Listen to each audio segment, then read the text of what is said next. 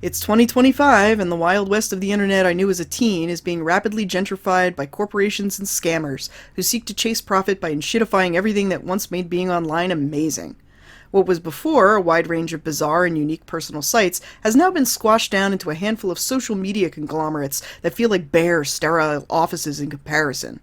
Search engines are stuffed full of AI and ads that make them unusable, and many of the accounts you interact with on a daily basis are either bots or engagement baiters, or both. But the old internet as I knew it isn't completely dead. The messy, weird, sincere humanity isn't gone, even if it no longer bears the mantle of representing the internet's identity. You can still find real people online, reveling in their collective bizarreness, and it's just as beautiful as the day my parents signed up for AOL in the late 90s. Let's talk about horse race tests.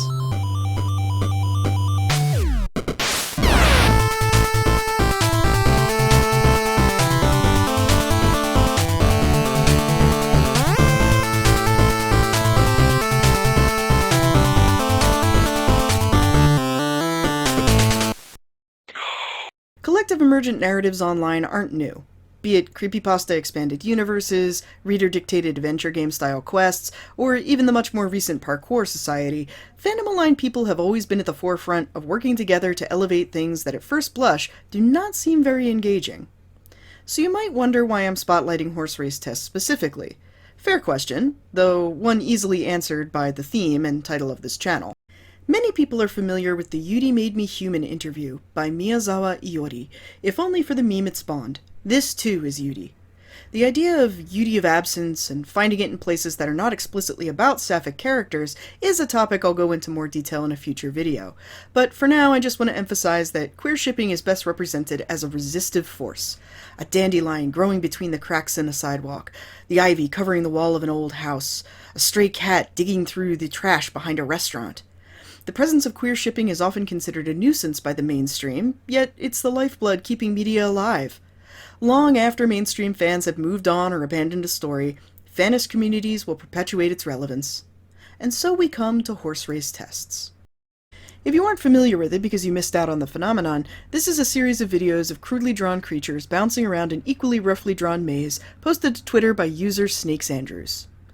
According to an interview by Andrews, they created the races initially as a funny little activity for a friend's casino-themed party, where attendees could bet on one of the colored horses and watch the race live. Because the horses aren't programmed to obey physics as we know them in the real world, there's no way to guess which contestant has the best odds of winning, which would lead to an exciting experience of trying to coax your chosen horse to the finish line, represented by a JPEG of carrots or some other vegetable somewhere in the maze.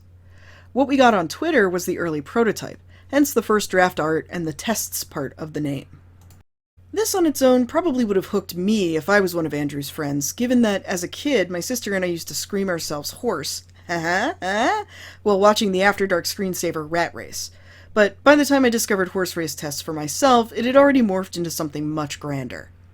Thanks in part to the popularity, absurdity, and ubiquity of Uma Musume, a mobile game turned anime series turned franchise about real-life horses being represented as anime girls, it was only a matter of time before artists on Twitter started drawing the horse race test critters as sports-inspired anime ladies.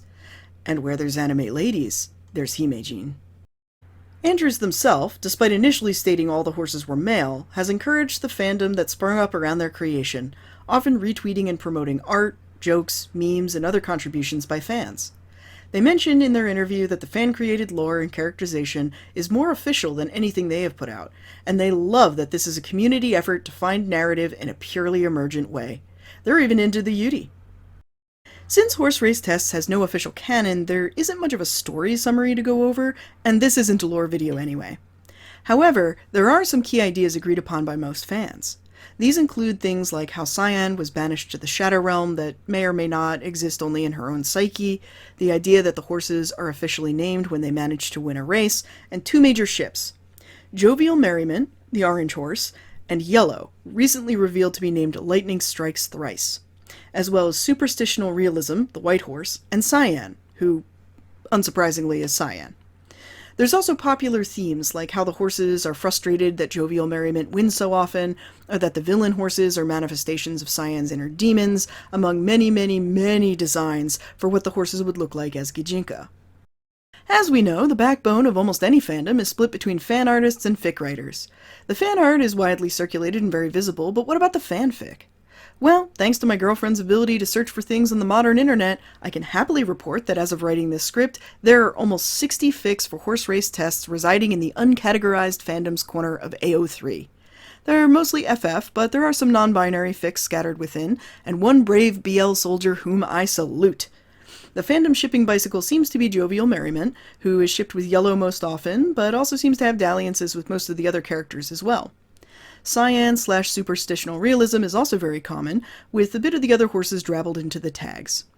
I've linked the collection of them in the description, so go out and give these intrepid writers some kudos. Hey, this is Editing Jess, just letting everybody know that in the time it's been taking me to put this video together, an official horse race tests tag on AO3 has been launched. There's also about 30 more fics in there to bring us to almost 90, so we're pushing 100 at this point, which is really cool. But yeah, I'll still put the link down in the description, still check it out, give people kudos, but just as a quick reminder. So what makes horse race tests compelling? Personally, I think there's a few elements to this, including how the narrative is constructed purely via reaction to the events of the races, without much input from the creator. This is not a story guided by the steady hand of an author, but an exercise in audience participation. It really brings a new understanding to the idea of death of the author. I believe another main draw is that it takes a goofy, silly premise and injects it with a sincere amount of darkness. This isn't being edgy for edgy's sake. This is a bunch of fans who want to see doomed love between white and teal horse girls for emotional catharsis. As a lover of pathos myself, I have to pull a quote from the most on-brand Homestuck character for this topic to explain why the earnestness is so key. The upper echelons of irony should always include measures of sincerity, and if the satirical practice is executed faithfully, it will achieve something bona fide in its own right regardless. Through an intense commitment bordering on religious devotion to the absolutely inane, absurd, or plain fucking stupid, a very different kind of sincerity begins to materialize, one of reverence to the ridiculous. You begin to mean it, but what exactly it is you mean is never quite what it appears on the surface, and is utterly inaccessible to obtuse and literal minds. That you mean it then becomes inseparable from the joke, and the additional rich strata of humor may be stripped aggressively from this irreconcilable truth. Dirk's right. You can't just ironically meme the horse beauty into reality. You have to actually believe in it on some level. You need to be a true lover of dark storytelling and tragedy in order to get others invested. If it's 100% artifice, no one will take it seriously. It's hollow, it's pointless, it's no different than a bot programmed to just ask questions when you denounce your government for disappearing people to torture prisons. Horse race tests went viral because it's sincere. People making the fan work were doing it as a joke to start, but as it began to snowball, I suspect many of them discovered the joy of storytelling, of creating something with other people. We often take a very isolating approach to being online, not wanting to engage with strangers for fear of being taken in bad faith or attacked and exploited for attention, but horse race tests doesn't do that. It instead encourages free expression, validates having multiple canons and interpretations, and will bestow creator approval on any ship or headcanon. It's about harmony, about taking things as they come, not quibbling over what the actual meaning is, and reveling in the plurality of what the audience can take from the source material. It reminds me of the ending to the original Homestuck comic, where the real ending is the one we made along the way with our mutuals on Tumblr. There's also a part of me that's beginning to suspect that if you have any permutation of Andrew in your name, you have a strange obsession with horses. The mention of Blake Andrews staring in wonderment at a horse statue just set something off in my mind. Ultimately, horse race tests is antithetical to the rigid, scripted, advertiser-approved internet we largely have today, and that's why I think it took off. That is why I think we need to have more things like this. If you take nothing else away from this video, please let it be this. You don't need something to be polished and tightly planned to emotionally connect with others.